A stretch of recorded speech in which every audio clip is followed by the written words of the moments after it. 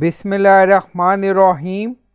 Assalamu alaikum. My name is Hassan and today we are going to remove object from image in Wix website. Before starting work, it's my request, please subscribe my channel. Thank you. Now back to our work. So this is image we are using. So you can try this feature. Now you see edit image. So click on it. Now Photo Studio open. So this is our current image. On left side you see object eraser. So click on it. And then you see select the object you want to remove from the image. So you can try this feature. Now we select this. Now we highlight it and then you see erase object. So click on it.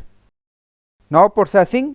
Now you see object is removed from image by using object eraser feature. So you can select or highlight section according to your requirement on image and then click on erase object and then click on save. Now saving. Now increase the image size to check. Now you don't see any section we remove from image. So I hope you like this video. Please like, comment, share, subscribe. Thank you for watching.